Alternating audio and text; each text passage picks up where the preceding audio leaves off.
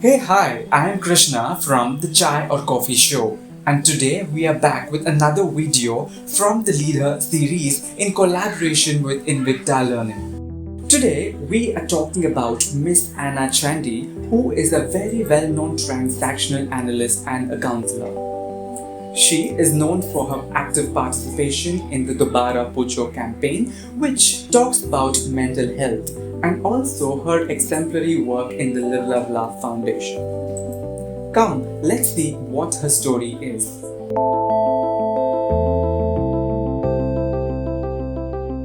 A lot of people, especially the youth of India, the urban youth, and when I say the youth of India, I would say more people in the generation of say 20 to 30. Because one aspect which I credit with your generation is there is a certain strength you'll have in being open. You're not, in a sense, so ashamed as my generation. There somehow I see that there's a need for your generation to be honest and authentic about whatever those issues are. So yes, after she spoke up, the number of people who have come out and asked for professional support is definitely on the increase.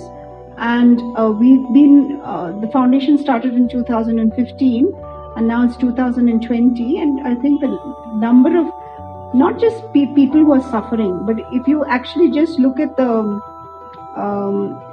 mental health space, the number of people who are getting into mental health initiatives or even businesses using tech to give mental health support, I think all that has increased. So I think those are very obvious to us that when she spoke up, she has in a way changed the direction of the conversation. Anna Chandy is a change catalyst who has the tremendous ability to inspire and help people who are facing problems and work with them to define a desired path. Millennials today are exposed to a massive influx of information, career choices, and with that, the challenge to sift through all the information and make sound choices. Mental health is a growing concern, and the need to identify and address it emerges in every walk of life.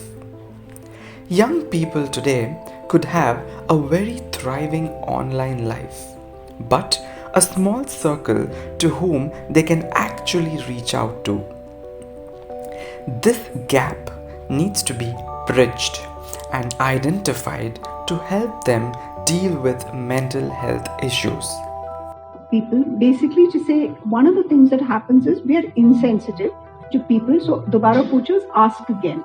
I'll tell you why.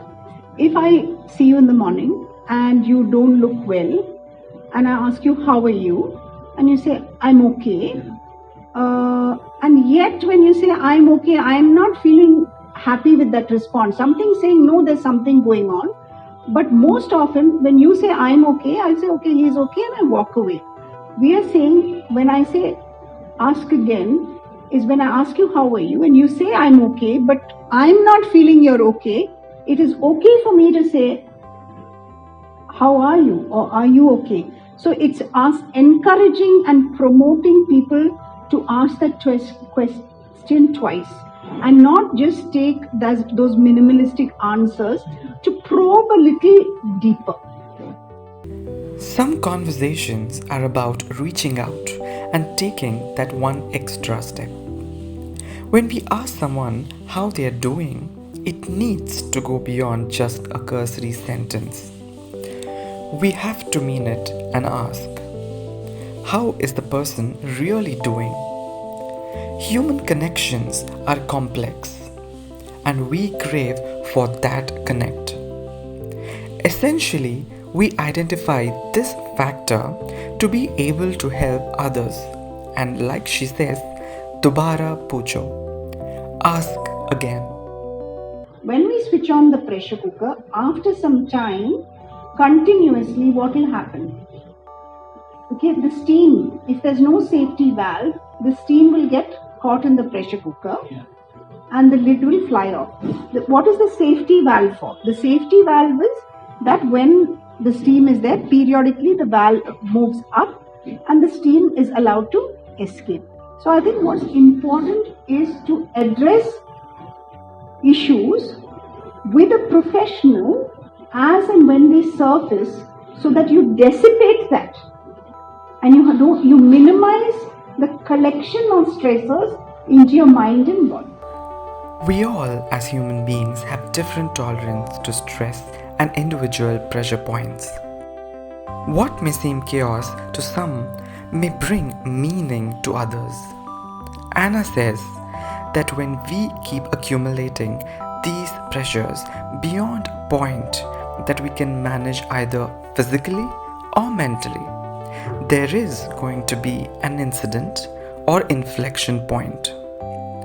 We need to be wary of those moments and extend support to a friend or family who is battling mental health issues. The foundation was created post Deepika's episode with depression and anxiety. And when she recovered, she started paying a lot of attention to the illness, and she realized the stigma surrounding it. And because of who she is as a social influencer, she decided to contribute her social influence in the area of breaking stigma and raising awareness, because she became more and more aware of the number of people who were suffering silently. And her first need was that she said, if I speak up and save one life, I've done something. And that's how the foundation was created. And it was created really with the focus on destigmatization and raising awareness. Anna Chandy, through her work with youngsters and the foundation, influences and inspires. She is an influencer who has molded thoughts, helped young people find their meaning in their existence, and helped them deal with traumatic situations. She has always advocated that not just awareness, but also an acceptance to express our experiences is important. To be able to take a stance and accept that we need to express about our struggles and create that safe space for communication. Self-awareness to self-acceptance to being a change agent for the self is a life-transforming journey. Thank you so much for watching the video. Do let us know what you felt in the comment sections below. If you haven't subscribed our channel, do subscribe and hit the bell icon so you get notified when we are on YouTube. See you soon, and until then, take care.